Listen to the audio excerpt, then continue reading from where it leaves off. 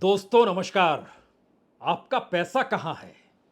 जी, आपने किस बैंक में अपना पैसा रखा हुआ है और आप सरकार की किन योजनाओं से जुड़े हुए हैं? इस दौर में क्या आपने अपना इंश्योरेंस भी करा लिया है? एलआईसी के साथ आप जुड़े हैं? क्या कोई छोटा मोटा धंधा करते हैं या फिर आपको नौकरी मिल गई और कोई छोटा मोटा धंधा करते हैं तो उसमें कोई परेशानी तो नहीं है? कभी इनकम टैक्स वालों ने आपको कोई नोटिस तो नहीं भेजा है? और अगर कोई नोटिस भेजा गया है तो वो कितने बरस बीत गए उस नोटिस को लेकर और उस झंझट में फंसे हुए आपको? आपने पढ़ाई पूरी कर ली तो उसके बाद नौकरी आपको क्यों नहीं मिली? इस दौर में जो आपके यहां नौकरी करते करते रिटायर्ड हो गए, क्या वो पीएफ का पैसा अब निकाल रहे हैं? इस दौर में इस देश की टॉप यूनिवर्सिटी में आप जाते हैं, लेकिन क्या कभी आप एलमुनी से मिले हैं और उनसे पूछा है कि 20 बरस पहले जब रिसर्च होती थी, किसी क्षेत्र में कोई पीएचडी करता था या फिर लाइब्रेरी भी होती थी, तो उसके लिए अब कोई बजट है या नहीं है? और उस वक्त क्या था, इस दौर में क्या है? कमोवेश हर क्षेत्र में हो सकता है आप होटल भी जाते हो, पैसा आपके पास खूब होगा, आपको फिक्र नहीं होगी कि बिल की तरफ देख भी ले, लेकिन ऐसे भी लोगों की भरमार है जो छोटे छोटे होटलों में जाते हैं, लाइन होटल में जाते हैं। आप कभी बाजार गए हैं, खुदरा बाजार में, और आपने देखा है क्या कीमतें बढ़ी हैं सब्जी की? या फिर आप मंडी गए हैं और आपने देखा है वहां पर थोक में जो माल मिलता है उसकी कीमत भी कितनी बढ़ गई है? आज इन बातों का जिक्र हम आपसे क्यों कर रहे हैं? यह सवाल अब महत्वपूर्ण हो चला है। यह हवा अमेरिका की है, यह हवा जर्मनी की है, यह हवा फ्रांस की है, यह हवा जापान की है, यह हवा धीरे धीरे कनाडा की दिशा में भी जा रही है। इस हवा के हिस्से में अब ब्रिटेन भी आ रहा है। इस हिस्से के दायरे में भारत की इकोनॉमी भी आएगी, भारत का एक्सपोर्ट इंपोर्ट भी आएगा, भारत पे बढ़ता हुआ कर्ज भी आएगा, भारत के सरकारी खजाने में जो पैसा जमा है पूंजी के तौर पर, डॉलर के तौर पर, उसमें बढ़ोतरी होगी या कमी होगी? इस दौर में सोना कुछ कम हो गया तो क्या आपने खरीद लिया? इस दौर में क्या आपने कोई मकान खरीद लिया? इन सारे सवालों के इर्द गिर्द आज खुद को खड़ा कर लीजिए और एक वक्त सिर्फ इतना सोच लीजिए कि दरअसल मौजूदा सरकार इस देश में नागरिकों को क्या दे रही है और इस देश को क्या कह रही है। इस देश को जो कह रही है उसका लाभ किसे है, और जिसे उसका लाभ है उसका लाभ उसे कितनी बड़ी व्यापक तरीके से मिल रहा है? कौन है वो लोग जिन्हें लाभ मिल जाता है? कौन है वो लोग जिनके पास नौकरी नहीं, महंगाई की मार है, परेशान हालात में है, और यहां तक कि इस देश का असंगठित क्षेत्र जहां पर कोई गारंटी होती नहीं है कि आपकी मेडिकल सुविधा होगी, आपको छुट्टी मिलेगी? जी नहीं। यानी सामाजिक तौर पर जो किसी भी देश के भीतर में सुरक्षा राज्य देता है, असंगठित क्षेत्र में नहीं होती है। और इस दौर में उसी क्षेत्र में बढ़ते बढ़ते इस देश में रोजगार खोजने और पाने वालों की रफ्तार 93% तक असंगठित क्षेत्र में पहुंच चुकी है। यानी जहां पर व्हाइट कॉलर नौकरी है, वहां पर जो सुरक्षा का दायरा है, उसके दायरे में इस देश के सिर्फ 6.5 से 7% लोग ही आते हैं। बाकी कैसे जीवन जी रहे हैं इसका कोई डाटा सरकार 2015 के बाद से इस देश के सामने लेकर आई नहीं है। सरकार का पूरा खांचा जो इस देश में चलता है वह एक लिहाज से उन आंकड़ों को बदलकर आपके सामने कहीं रखने का तो नहीं होता है। और इस दौर में मीडिया को यह कहा जाता है, आप क्यों इस दौर में बजट बुलेटिन चलाएंगे, इस देश की इकोनॉमी को लेकर चर्चा करेंगे, इस देश की अर्थव्यवस्था को लेकर कोई सवाल खड़ा करेंगे? भूल जाइए इसे। हम जो कह रहे हैं कहने दीजिए, अब उस पर चर्चा करने की जरूरत भी नहीं है। क्या यही काम इस देश में सरकार कर रही है? और इसीलिए आप किसी भी न्यूज़ चैनल या अखबारों के भीतर अब अपनी महंगाई, बेरोजगारी या मुफ्त और त्रासदी वाली हालात को छपा हुआ और लिखता हुआ देख नहीं पाते हैं और अब समझ नहीं पाते हैं कि इस देश के भीतर जो उनकी अपनी परेशानी आम लोगों की है, उस परेशानी से सरकार कितनी दूर है। तो आइए आज एक एक कर कर इस पे चर्चा शुरू की जाए। उससे पहले हमें लगता है जब प्रधानमंत्री इस देश को विकसित भारत 2 जुलाई प्रधानमंत्री भाषण दे रहे थे, समूचा विपक्ष शोर मचा रहा था, वो वेल में आ गया था। प्रधानमंत्री का गला नहीं सूखा, वो लगातार इस देश के लिए सब कुछ करने को तैयार हैं। तो पहले आज उनकी बात सुन लीजिए, उसके बाद एक एक बात सामने आपकी रखी जाएगी कि शुरू में आपसे हमने अपने आप को क्यों जोड़ लिया है। मैं देशवासियों को विश्वास दिलाता हूं कि विकसित भारत के जिस संकल्प को लेकर के हम चले हैं, उस संकल्प की पूर्ति के लिए हम भरसक प्रयास करेंगे, पूरी निष्ठा से करेंगे, पूरी ईमानदारी से करेंगे और हमारा समय का पल पल और हमारे शरीर का कण कण हम देशवासियों को विकसित भारत के सपने को पूरा करने के लगाएंगे। हमने देश की जनता को कहा था 24/7 फॉर 2047। आज मैं इस सदन में ये दोहराता हूं कि हम उस काम को अवश्य पूरा करेंगे। गांव में कहावत है, कर्ज ले लीजिए और घी पीजिए। और बीते 10 बरस में भारत का सच यही है कि अगर एवरेज निकालिएगा तो हर बरस 12 लाख करोड़ रुपए वर्ल्ड बैंक और IMF से भारत ने लिए हैं और बढ़ते बढ़ते अब 200 लाख करोड़ रुपया पार कर गया है भारत के ऊपर कर्ज का। लेकिन बात इससे बनती नहीं है।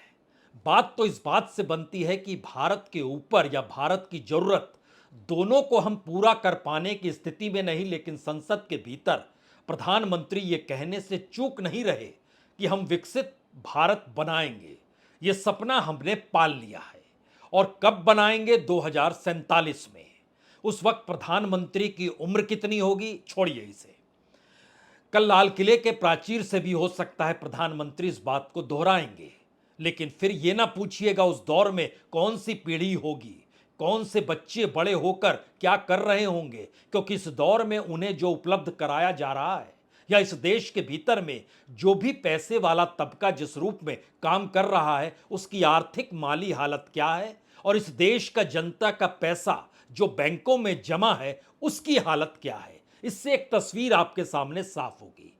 पिछले महीने जुलाई के महीने में अभी तक हम जो एक्सपोर्ट करते थे वो और कम हो गया, उसमें तकरीबन 2% की कमी और आ गई, लेकिन जो इंपोर्ट करते थे वो बढ़ोतरी हो गई। यानी हमारी जरूरतें अब अंतर्राष्ट्रीय बाजार से सामान मंगाने पर टिकी है और हमने तकरीबन $57.5 बिलियन का सामान मंगाया है। जो एक्सपोर्ट किया है वो सिर्फ 33.98 बिलियन यानी 34 मान लीजिए 34 बिलियन डॉलर का सामान एक्सपोर्ट किया और 58 बिलियन डॉलर का मंगा लिया। यानी हम घाटे में तकरीबन 23-24 बिलियन डॉलर रह गए। ये बोझ हमारे पास एक महीने का है। बात इससे भी नहीं बनी। इस देश के भीतर में जो आपका पैसा, जो हमने आपसे शुरू में ही पूछ लिया कि आपने किस बैंक में अपना पैसा जमा कराया है, उस पे जो मिलने वाला इंटरेस्ट है, यानी जो आपको वहां से मिलना चाहिए ब्याज, उस ब्याज की एवज में कितना पैसा सरकार ने इस दौर में उन रईसों को थमा दिया और रईसों से पैसा वापस भी नहीं लिया। बैंक दर बैंक अगर आप देखते चले जाइएगा, मसलन अगर आप ध्यान दीजिए तो यूनियन बैंक ऑफ इंडिया इस फाइनेंशियल ईयर में जो मार्च 2024 में खत्म हुआ, 18,264 रुपए जिन रईसों ने कर्ज लिया उनको हमने माफ कर दिया। पंजाब नेशनल बैंक का 16,257 करोड़ रुपया हमने माफ कर दिया। बैंक ऑफ बड़ौदा का हमने 10,518 करोड़ रुपया माफ कर दिया। इसी तरीके से तमाम बैंक होते होते सेंट्रल बैंक ऑफ इंडिया आइएगा तो 10,001 करोड़ रुपया हमने माफ कर दिया। बात इससे भी नहीं बनेगी। बात इससे बनेगी कि इस दौर में सिर्फ एसबीआई का बीते 10 बरस में 2,59,415 करोड़ रुपया जिन रईसों ने कर्ज लिया उनका माफ कर दिया गया। पंजाब नेशनल बैंक से 94,000, ये 10 बरस का डाटा है, 94,000 करोड़ से ज्यादा माफ किया गया। बैंक ऑफ बड़ौदा का तकरीबन 73-74 हजार करोड़ रुपया माफ किया गया। आप कहेंगे माफी सरकार करती है तो क्या वापस नहीं लेती है? जी नहीं, वो वापस नहीं लेती है। तब अगला सवाल होगा, बार बार रईस कह रहे हैं, रईस कौन है? तो सरकार ही जानकारी देती है कि हम जिन्हें कर्ज दे रहे हैं उसमें जो इस देश के बिग इंडस्ट्रियलिस्ट हैं, हमने कॉरपोरेट शब्द यूज नहीं किया है, इंडस्ट्रियलिस्ट किया है, क्योंकि इंडस्ट्री के जरिए इस देश में उत्पादन होता है। इस देश में उत्पादन करने वाले उद्योगों को जो कर्ज बरस दर बरस माफ किया गया उसका एवरेज 52 से 54% बनता है। यानी इतना इस देश के भीतर में अब उद्योग सक्षम नहीं है कि वो उत्पादन करके अपनी इंडस्ट्री को चला सके, और ना चला पाने की एवज में वह सरकार से कर्ज ले लेते हैं और कर्ज लेने के बाद नहीं लौटा पाते हैं। सरकार को भी समझ नहीं आता है, इंडस्ट्री लगाए बैठा है, चलो कर्ज माफ कर दो तो माफ कर देते हैं। कॉरपोरेट का 27% कर्ज माफ कर दिया गया, सर्विस सेक्टर का लगभग 27% माफ कर दिया गया। आपके बाकी बचा क्या? बाकी कुछ नहीं बचा। इस दौर में आम जनता का कर्ज माफ नहीं होता है, किसानों का नहीं होता है, लेकिन अगर आपने कोई बड़ी इंडस्ट्री खोली है और उस इंडस्ट्री से आपका जुड़ाव कॉरपोरेट और कॉरपोरेट के आश्रय सरकार के साथ है, तो इस देश के भीतर में बरस दर बरस जो माफी हुई है, पिछले बरस 95,000 करोड़ रुपए की माफी बड़े उद्योगपतियों की हो गई। उससे पहले साल 1,10,000 करोड़ रुपए माफी बड़े उद्योगपतियों की हो गई। उससे पहले साल जब कोविड के बाद तुरंत निकले थे तब 70,000 करोड़ रुपया तुरंत माफ किया गया था, और कोविड काल के दौर में 1,60,000 करोड़ रुपया माफ कर दिया गया था। तो जो 5 किलो मुफ्त के अनाज पर जीवित हैं, या जिन्हें 5 किलो अनाज भी लगता है कि सरकार ये देती रहनी चाहिए, तो हर कोई अब कहेगा बिल्कुल आप देते चले जाइए, इस देश में हर घर में आपको कम से कम अनाज फ्री कर देना चाहिए। जब इतनी बड़ी रकम आप दे रहे हैं और उस दायरे के भीतर में अगर आप कुछ और समझना चाहते हैं तो एक बरस में जो मुफ्त का अनाज सरकार देती है उतना कॉरपोरेट और इंडस्ट्रियलिस्टों को हर बरस माफ कर देती है। तो सबको तो बराबर की माफी है, इसमें चिंता किस बात की है? लेकिन बात इससे बनेगी नहीं। बात इस बात से बनेगी कि दरअसल इससे पहले भी ऐसा होता था। जी नहीं, इससे पहले ऐसा नहीं होता था। अगर आप 2004 से 2014 के बीच में आएंगे और 2004 से 2009 के बीच में पहली जो मनमोहन की सरकार थी जिसको वामपंथी समर्थन भी दे रहे थे, उस दौर में तो 45,000 करोड़ रुपए इन्होंने माफ किए थे। 2009 से 2014 तक यानी प्रधानमंत्री मोदी को सत्ता सौंपते वक्त जो माफी थी वह 1,23,000 करोड़ की थी। इस दौर में हर बरस से मतलब यह है कि बीते बरस 1,70,000 करोड़ रुपए माफ कर दिए गए, जो उससे पहले 5 बरस में माफ किए गए थे। अब यहां पर सवाल है, इसी तरीके से हर बरस किसी बरस में 2 लाख करोड़ से ज्यादा माफ हुए, किसी में लगभग 2.5 लाख करोड़ तक माफी दी गई, और यह पैसा वसूला नहीं जाता है। अब अगला सवाल है कि कर्ज ले रहे हैं, रईसों को माफ कर दे रहे हैं, मुफ्त का अनाज दे रहे हैं, तो इस देश की इकोनॉमी आखिर चल कैसे रही है? क्या वो कर्ज से चल रही है, या फिर एक पूरे प्रोसेस में इस देश को और न्यूनतम परिस्थिति में ले जाकर रखने की सोच सरकार की आ चुकी है? क्योंकि जो हमने शुरू में जिक्र किया, जो हवा अमेरिका में बही है, अमेरिका के भीतर बेरोजगारी दर जो है वो बढ़ गया है, जापान के भीतर भी बढ़ गया है, ऑस्ट्रेलिया और कनाडा 0.8 और 0.6% अभी ऊपर हैं, लेकिन तमाम यूरोप के देशों में इसका असर पड़ने लगा है। और ये धीरे धीरे हवा, क्योंकि पूंजी और पैसा ये नहीं देखते हैं कि किस रूप में उसकी कौन सी देश की सीमा है, तो वो उससे एट पार निकल रहे हैं। प्रधानमंत्री जब इन बातों का जिक्र कर रहे थे तो एक झटके में इस देश के 90 से 93 लोग जो अनऑर्गेनाइज्ड सेक्टर में हैं, पहले हम उनका जिक्र कर लें। उनकी आय जो 10 बरस पहले एवरेज हुआ करती थी, वो तकरीबन 6-6.5 हजार अनऑर्गेनाइज्ड सेक्टर की एवरेज हुआ करती थी। वो एवरेज घटते घटते उस 93% में से एक बड़ा हिस्सा एग्रीकल्चर में चला गया, जिसको आप मनरेगा से जोड़ सकते हैं या फिर किसान मजदूरी से जोड़ सकते हैं। इस 90-93% के हिस्से को अगर उसी रूप में आप देखना चाहते हैं तो इस दौर में उनकी एवरेज आय जो है वो 3.5-4 हजार के बीच में रेंगने लगी, यानी वह भी कम हो गई। महंगाई बढ़ने लगी, लेकिन सरकार नहीं मानती है। सरकार आंकड़ों के हेरफेर में अपना हुनर दिखाती है और इस देश का मीडिया उस हुनर को छुपाने में अपना हुनर और ज्यादा दिखा देता है। शायद इसीलिए बीते 48 घंटों के भीतर जब इस देश में खुदरा महंगाई दर आया और पता चला कि वो 3.5% है, और आज जानकारी मिली कि थोक महंगाई दर 2.1% है, तो कोई भी झटका खा जाएगा जिसने बीते 1 बरस के भीतर इस देश में कोई भी सामान खरीदा हो। हम 1 बरस छोड़ दीजिए, हम आपके सामने बीते 4 बरस का डाटा बतलाते हैं। अगर उस 4 बरस के डाटा के एवरेज में निकालिएगा तो उसकी तुलना में लगभग 20% इजाफा इस दौर में खाद्य पदार्थों का, सब्जी का, दूध का, फल का, सबका हो गया है। लेकिन सरकार कह रही है कम हो गया है।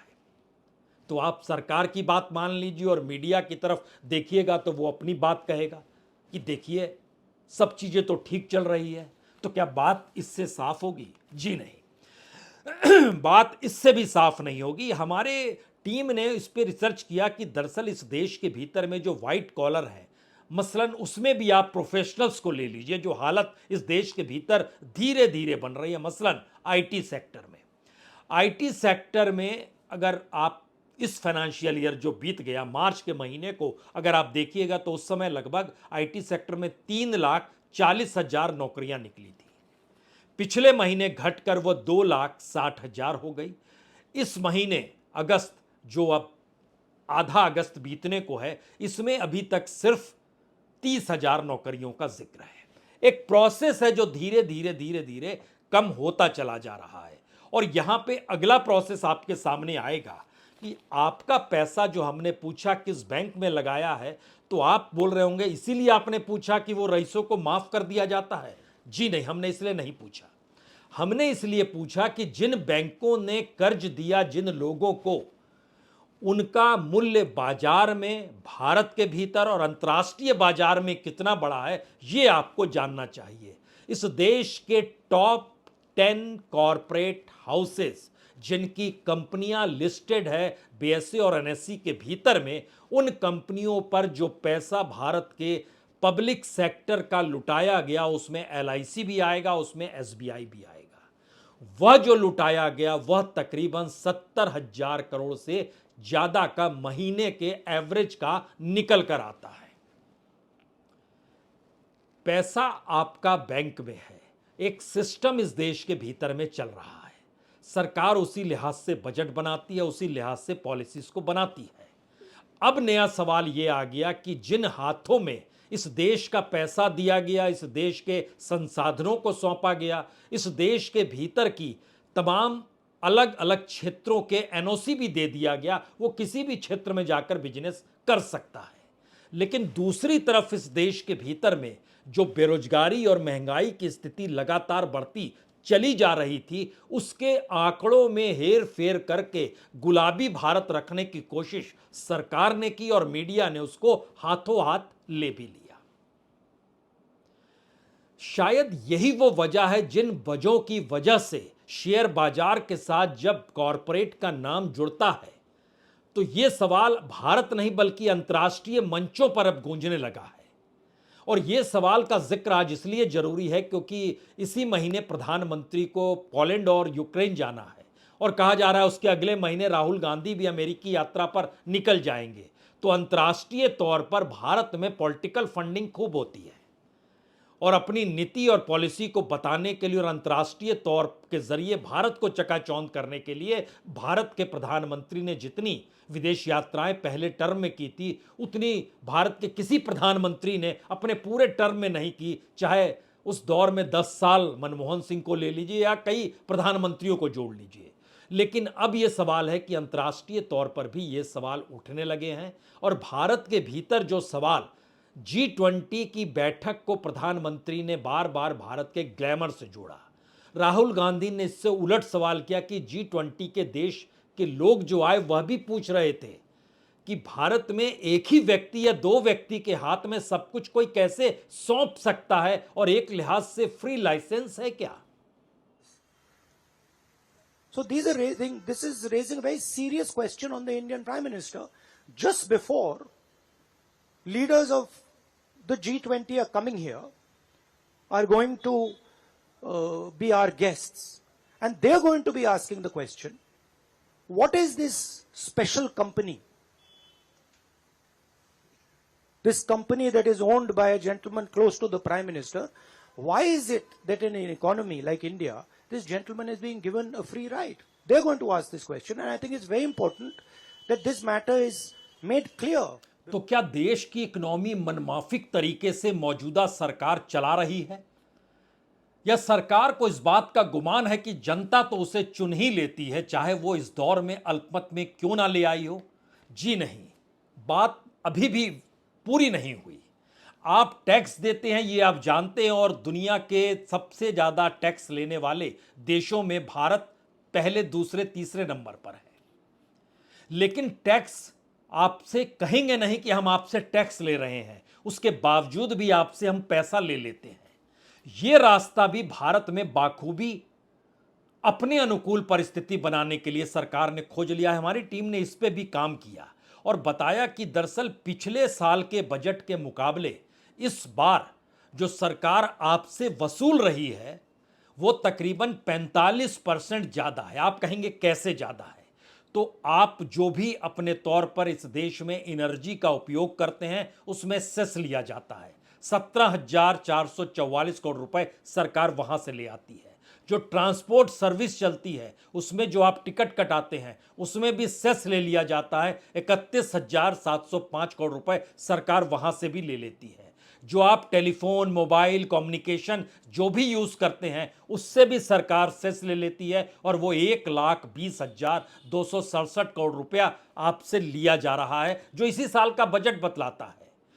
बाकी तमाम सर्विसेज में भी लगभग लाखों करोड़ रुपया, अगर इसको बारीकी से समझिए तो लगभग 5,45,701 करोड़ रुपए नॉन टैक्स रेवेन्यू है, जिसको हम और आप देते हैं और सरकार उसको ले लेती है। उसकी एवज में आप सड़क मत खोजिए, कम्युनिकेशन को लेकर कोई शिकायत मत कीजिए, ट्रैवल करते वक्त आप परेशान मत होइए, रेलगाड़ी में मुश्किल आ रही है तो आप रोना धोना छोड़ दीजिए, क्योंकि सरकार इस प्रक्रिया को ही सिस्टम मानती है और देश को विकसित बनाने का रास्ता बनाती है। आप कुछ कर नहीं सकते हैं, क्योंकि आप इससे पहले कभी भी आपके माथे पर शिकन नहीं आई जब हमने कहा कि जो आप सामान बाजार से खरीदते हैं उसमें जो जीएसटी लगता है उससे सरकार 10,61,000 करोड़ रुपया इस बार कमाने वाली है।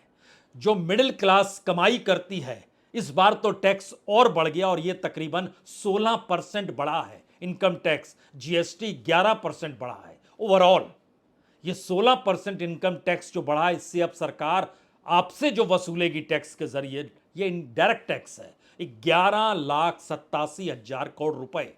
और जो अलग अलग कॉरपोरेट इस देश के भीतर में जो बने पड़े हैं ना, जिनको इतनी राहत रियायत दी जाती है, उनसे वसूला जाता है 10,20,000 करोड़।